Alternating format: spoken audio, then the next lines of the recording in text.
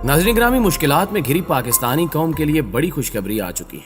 पाकिस्तान में तेल और गैस के नए ज़खायर दरियाफ्त हो चुके हैं। तेल और गैस के नए ज़खायर दरियाफ्त होने के बाद पाकिस्तान ने खुद मुख्तारी में एक और संगे मील भी अबूर कर लिया है।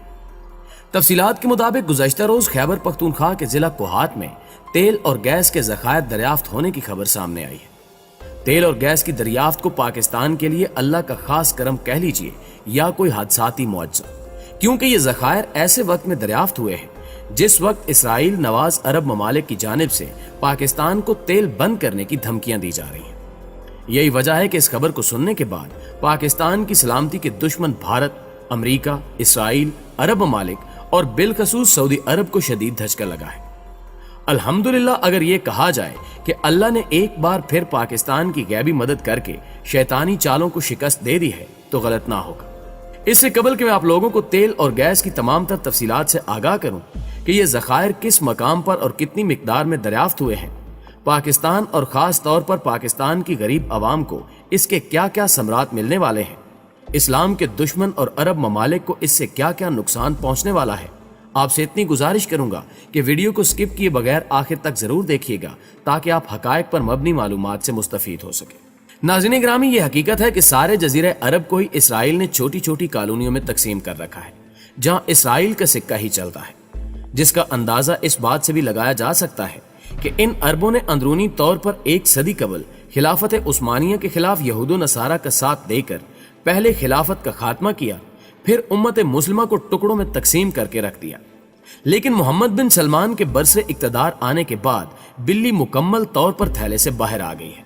मगर यह भी शुक्र है कि इन अरबों ने इस्लाम पसंदी का मुनाफकाना लिबास मुकम्मल तौर पर उतार फेंका है। वाज़ेह है कि गुज़श्ता कुछ हफ्तों से अरब ममालिक की जानिब से अमेरिका और इसराइली इमा पर पाकिस्तान को ब्लैकमेल किया जा रहा था। तेल बंद करने की धमकियों के साथ साथ सऊदी अरब में मुकीम पाकिस्तानी लिबरल्स को निकालने की धमकियां भी दी जा रही थी कि या तो पाकिस्तान इसराइल को तस्लीम कर ले, नहीं तो पाकिस्तान को मुआशी तौर पर कमजोर कर दिया जाएगा। लेकिन पाकिस्तान ने ऐसा करने से साफ इनकार कर दिया, जिसका फल अल्लाह ने कई गुना बढ़ाकर पाकिस्तान को तेल और गैस के ज़खायर की दरियाफ्त की शक्ल में अता कर दिया है। लेकिन पाकिस्तान में तेल और गैस के ज़खायर की दरियाफ्त से इस्लाम दुश्मन और अरब ममालिक में सफ़े मातम बिछ गई है, क्योंकि अब इन्हें अपने तमाम तर प्लान फेल होते नजर आ रहे हैं। यहां यह भी बताता चलूं कि ये वही मौका परस्त अरब लोग हैं कि एक वक्त था जब ये पाकिस्तान से इमदाद की भीख मांगा करते थे। आप 60 की दहाई के पाकिस्तानी अखबारात उठाकर देखें तो आपको शह सुर्खियों में नजर आएगा कि आलम इस्लाम के तहफ़्फ़ुज़ के लिए अरबों की मदद कीजिए। आज जब ये माली तौर पर मुस्तहकम हो चुके हैं तो दजाली पैरोकारों के आगे सजदा रेज हो गए हैं। लेकिन एक बात तय है कि अगर अब भी अरबों पर बुरे हालात आते हैं तो ये लोग जरूर पाकिस्तान से ही मदद की अपील करेंगे।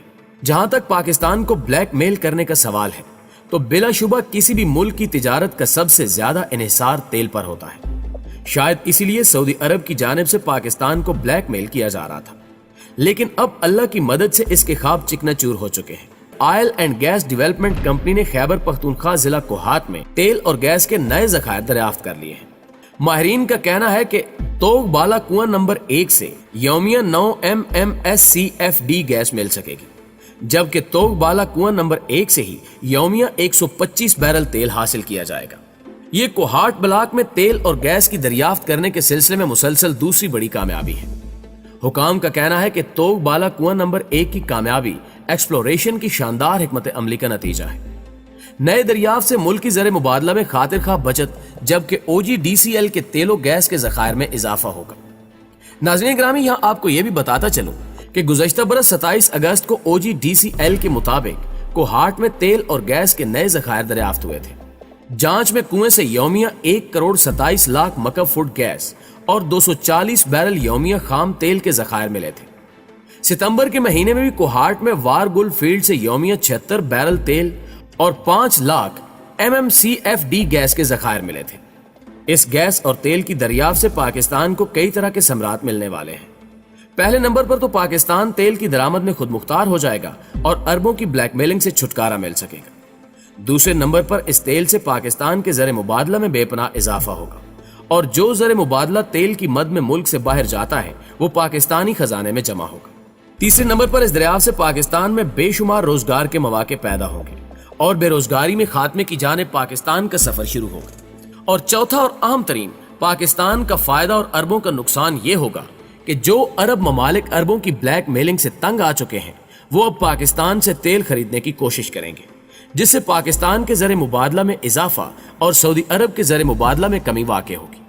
ناظرین گرامی، پوری دنیا میں جہاں کہیں بھی خون ریزی ہو رہی ہے یا سیاسی حالات میں جو اکھاڑ پچھاڑ آتا ہے یا پھر سفارتی تعلقات بنتے یا بگڑتے ہیں، ان کے پیچھے قدرتی وسائل بالخصوص تیل پر اجارہ داری کا تسلط ہے، کیونکہ اگر آپ دنیا کے نقشے پر تجزیاتی نظر دوڑائیں تو آپ کو نظر آئے گا کہ ایک تو یہ تمام وسائل مسلم اکثریتی علاقوں میں ہیں اور دوسرے نمبر پر یہ تمام علاقے اس وقت جنگ زدہ ہیں، اور جہاں تک ان وسائل پر قابض طاقتوں کی بات کی جائے تو یا تو ڈائریکٹ یہود و نصارہ قابض ہیں یا پھر انہی کے ہاتھوں کھیلنے والے کٹ پتلی مسلمان حکمران ہیں۔ یہ ممالک ہمیشہ انہی وسائل کے بلبوتے پر غریب ممالک کو بلیک میل کرتے ہیں اور اپنے ناجائز مطالبات کا تسلیم کرانے کے لیے دباؤ ڈالتے ہیں، مگر اب سب کی نظریں پاکستان پر لگی ہوئی ہیں۔ اس میں کوئی شک نہیں کہ پاکستانی عوام طویل عرصے سے اس فکر میں تھے کہ سعودی کمبل سے کیسے چھٹکارا پایا جائے اور کیسے ان کی بلیک میلنگ سے خود کو آزاد کیا جائے۔ خوش قسمتی سے محمد بن سلمان نے ہمیں خود ہی دروازہ دکھا دیا ہے۔ اس نے پہلے ہمیں تیل بند کرنے کی دھمکی دی، پھر سونے پہ سہاگا یہ ہوا کہ ایک ہفتے بعد ہی پاکستان میں تیل دریافت ہو گیا۔ اس طرح کے واقعے کو کبے کی لات لگنا کہتے ہیں، یعنی ایک ایسی لات لگی جس سے کبے کی کمر سیدھی ہو۔ دراصل پاکستان اور سعودی عرب کے درمیان ایک طویل اور بامی فائدہ مند تعلق تھا۔ جس وقت تک عرب ریاست تیل کی دولت سے مالا مال نہیں ہوئی تھی، بلوچستان اور سندھ کے علاوہ ہمارے دیگر علاقوں سے بہت سارے ڈاکٹرز، انجینئرز، بینکار اور دیگر شعبوں کے لوگوں نے ایک نوزائیدہ ریاست کی تعمیر میں مدد دینا شروع کی تھی۔ حتیٰ کہ جب سعودی بادشاہت خوشحال ہو گئی تب بھی اسے ہماری افرادی قوت اور فوج کی ضرورت رہی۔ گو سعودی عرب نے تمام شعبوں میں اپنی مہارت حاصل کی، تاہم ایک مخصوص شعبے یعنی مقامات مقدسہ کی حفاظت کے لیے پاکستانی ناگزیر تھے۔ ہماری ازلی نااہلی کی وجہ سے ہم سعودی پوٹینشیل کو ہاتھ سے کھو بیٹھے، جس کا نتیجہ یہ ہوا کہ سعودیہ نے ہمیں کم تر سمجھنا شروع کر دیا اور بلیک میلنگ میں سعودی عرب اس حد تک آگے نکل گیا کہ اس نے پاکستانی وزیر اعظم کو ملائیشیا سمٹ میں جانے سے ہی روک دیا۔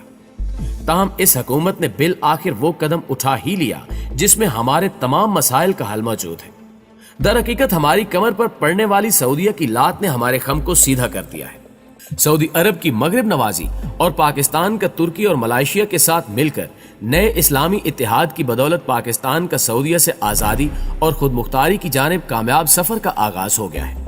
سچ یہ بھی ہے کہ پاکستان میں تیل کی دریافت کے بعد پاکستان اس سفر کی جانب گامزن ہو گیا ہے جس کا خواب مصور پاکستان علامہ اقبال نے دیکھا تھا اور جس کی تکمیل قائد اعظم محمد علی جناح نے کی تھی۔